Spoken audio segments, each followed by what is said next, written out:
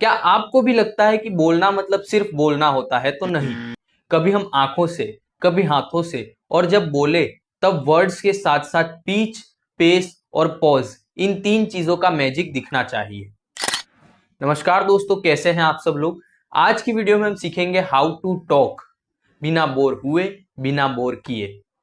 और आप सोच रहे होंगे कि यार हाउ टू टॉक मतलब कैसे बात करें, कैसे बोले।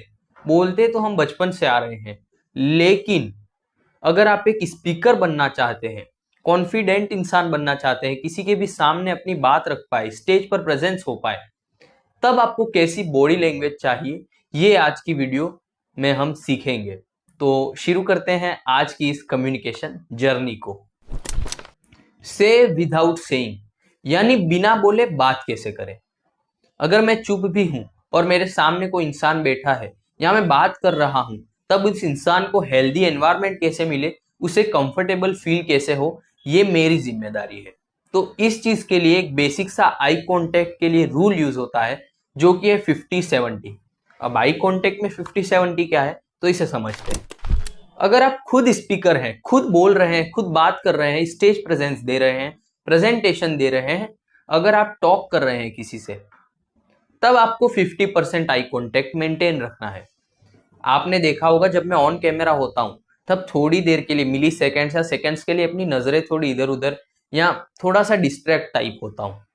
एक्चुअल में ये डिस्ट्रैक्शन नहीं है, ये एक healthy posture, healthy comfortable conversation continue रखने के लिए एक पोस्चर होता है। अगर मैं थोड़ा सा भी इधर उधर नहीं देखूं, तो मुझे खुद को भी खुद को देख के अनकंफर्टेबल फील होगा कि यार कैमरे में इतनी देर तक कैसे देखूं मैं खुद को। तो इस तरीके से 50% आपको सेल्फ, यानी जब आप स्पीकर होते हैं तब मेंटेन रखना है। अब 70 क्या है? 70 यानी 70% eye contact when you are listening. जब आप किसी को सुन रहे होते हैं, तब आपको 70% आई कॉन्टेक्ट रखना है। सोचो, अगर आप खुद बोल रहे हो और मैं आपके सामने नजरें टिकाकर बैठा रहूं और आपकी बात को सुनता रहूं।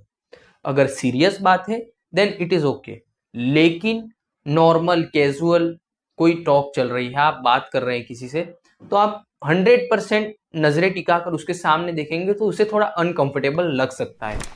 आई कांटेक्ट तो हमने समझ लिया, लेकिन बॉडी पोस्चर का क्या। अब हम बात करते हैं बॉडी पोस्चर की। तो सबसे पहली चीज, स्ट्रेट पोस्चर। आपका जो पोस्चर है वो स्ट्रेट होना चाहिए। अगर मैं इस तरह से रह के बात करता या इस तरह से बैठता, तो ये थोड़ा अनकंफर्टेबल हो जाता आपके लिए भी और मेरे लिए भी। लेकिन मैंने एक पोस्चर मेंटेन रखा है और आई कांटेक्ट भी मेंटेन रखा है, तो इस वजह से थोड़ा कंफर्टेबल लग रहा है और वीडियो में अभी तक आप टिके हुए हो। सेकेंड चीज है हैंड जेस्चर्स। अगर मैं जिस हिसाब से बोल रहा हूं उस हिसाब से अपने हाथ का मूवमेंट नहीं करता, तो शायद अभी तक आप ये वीडियो छोड़ चुके होते। क्योंकि open hand is equal to open mind and open mind is equals to trust. Empathy. Empathy is the hidden super power of good communication. जरूरी ये नहीं है कि क्या बोला जा रहा है, जरूरी ये है कि क्यों बोला जा रहा है। जस्ट इमेजिन, आपका कोई फ्रेंड आता है और आपसे कहता है यार मेरा मूड ऑफ है या लाइफ में कुछ प्रॉब्लम्स चल रही है, तो क्या आप ये कहेंगे कि छोड़ना यार, ये चीजों तो होती रहती है, चल मजे करते हैं, या फिर ये कहना सही रहेगा कि बता भाई क्या प्रॉब्लम है, क्यों मूड ऑफ है, मैं तेरे साथ बैठा हूं। कौन सा बेटर है? सेकंड वाला ऑब्वियसली। क्यों? क्योंकि हम उसे इमोशनली कंफर्टेबल फील करवा रहे हैं, यही है एम्पैथी। अगर आप कम्युनिकेशन में, टॉकिंग में, स्पीकिंग में, स्टोरी टेलिंग में थोड़ा सा एम्पैथी ऐड कर देते हैं, तो ये चीज ब्लास्ट कर जाती है, क्योंकि लोग इमोशनली जल्दी कनेक्ट हो जाते हैं। Sweetest sound. दुनिया की सबसे प्यारी आवाज क्या है पता है? बहुत से लोग कहेंगे रेन का साउंड, नेचर का साउंड, म्यूजिक। लेकिन साइकोलॉजिस्ट के हिसाब से दुनिया का सबसे प्यारी आवाज जो है वो है अपना नाम। अगर आप किसी के साथ बहुत ही अच्छा कनेक्शन बनाना चाहते हैं, तो अगर आपको उनका नाम पता हो तो नाम से कन्वर्जेशन स्टार्ट करें, कम्युनिकेशन स्टार्ट करें। जैसे कि मेरे सामने कोई इंसान खड़ा है और मैं उसे सीधा ये कहूँ, hello sir, how are you. या फिर मैं ये कहूँ, बाय चांस उसका नाम अमित है, तो hello Amit sir, how are you. कौन सा बेटर लगेगा? अमित सर वाला। क्यों? क्योंकि उसका नाम भी लिया है, एक रेस्पेक्टफुल वे में मैंने नाम लिया है, और थोड़ा सा आपकी आवाज का मसाला भी यूज करना होगा। अगर मैं ऐसा कहता कि hello Amit sir, how are you, थोड़ा बैड लगता, राइट। तो स्वीट साउंड के साथ साथ किसी का नाम भी आप यूज कर लेंगे तो ये एक बहुत ही अच्छी चीज हो जाएगी और आपका कनेक्शन अच्छा बिल्ड हो जाएगा उस इंसान के साथ। Voice modulation and tones. Communication is equals to आप क्या बोलते हैं प्लस आप कैसे बोलते हैं। अब हम सीखेंगे कैसे सही तरीके से बोला जाए। इस चीज के लिए एक बेसिक सा फॉर्मूला है, ट्रिपल पी फॉर्मूला, जिसमें फर्स्ट पी यानी पिच। पिच में दो प्रकार की पिचेस होती है, high pitch and low pitch. High pitch हम तब यूज करते हैं मोस्टली जब हम एक्साइटेड हैं, हैप्पी हैं। जैसे कि हम स्कूल से आए और हमारे फ्रेंड को अपनी बात बताना चाहते हैं कि यार आज स्कूल में मजा आया, तो कैसे बताते हैं, यार अमन आज स्कूल में जो मजा किया है ना हमने, कि यार इतने सारे गेम्स खेले, सारे ही पीरियड्स खाली थे, मजा आ गया यार, तो मैं एक्साइटेड हूँ, हैप्पी भी हूँ। लेकिन अगर मैं सैड हूँ, सीरियस हूँ, तो अपने किसी रिलेटिव को या अपने किसी करीबी को या किसी को भी बात कर रहा हूं मैं, तो उसे लो पिच में, सैडनेस में, सीरियसनेस में कैसे बात करें। तो कोई चीज बतानी है स्टडीज से रिलेटेड, यार मेरी स्टडीज बहुत ही खराब जा रही है, मतलब मैं ना घर पे पढ़ पा रहा हूँ ना स्कूल में जो पढ़ रहा हूँ वो समझ पा रहा हूँ, यार बहुत बुरा हाल है। तो ये लो पिच है क्योंकि हम सैड भी है और सीरियस भी है अपनी पढ़ाई के प्रति। सेकेंड पी यानी पेस। पेस को बेसिकली हम आवाज की स्पीड कह सकते हैं, हम कितना तेज बोल रहे हैं, कितना फास्ट बोल रहे हैं। तो अगर फास्ट पेस है यानी पैनिक है, इंसान जो बोल रहा है वो अगर फास्ट पेस में बात कर रहा है तो वो पैनिक है, घबरा रहा है। अगर मैं स्टार्टिंग में जब स्टेज पर गया तब मैं कुछ नहीं बोल पाया, या फिर अगर बोला भी तो बहुत ही फास्ट बोल के नीचे आ गया मैं स्टेज से, यानी तब मैं पैनिक कर गया कि यार मैं कैसे बोलूं कैसे बोलूं, तो मैंने फास्ट फास्ट अपनी बात बोल के सीधा ही चला आया, राइट। तो ये होता है फास्ट पेस जब आप पैनिक सिचुएशन में होते हैं।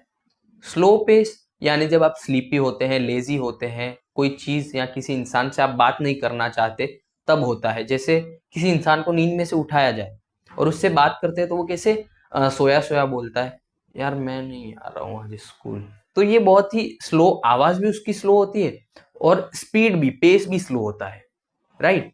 तो ये होता है पेस। थर्ड पी यानी पोज। Silence creates impact. जब आप थोड़ी देर चुप रहते हैं, पोज लेते हैं, तो ये आपकी बात पे, आपकी कन्वर्सेशन में इम्पैक्ट लाता है। तो जैसे कि अगर मैं किसी को कुछ कहना चाहूँ, जस्ट एग्जाम्पल समझा रहा हूँ, डोंट बी सीरियस। तो जैसे कि एग्जाम्पल के थ्रू मैं समझाऊं तो, मैं तुमसे सच्चा प्यार करता हूँ। तो इस तरीके से जब मैं पॉज लेकर बोलूंगा तो ये इफेक्टिव लगेगा और अच्छा भी लगेगा सुनने में और इमोशंस ऐड होंगे। Echoing techniques. इकोइंग यानी स्मार्ट रिपीटेशन। जब आप किसी की बात सुन रहे होते हैं और उससे कनेक्टेड फील करवाना चाहते हैं सामने वाले इंसान को, तब आप इस चीज को यूज कर सकते हैं, जैसे कि उसे ये लगे कि आप उसकी बात को सुन रहे हैं, राइट। तो इस चीज के लिए बेटर ये होगा कि जब वो बोल रहा हो और उसकी कोई बात आपने सुनी हो, वो रिपीट करें आप।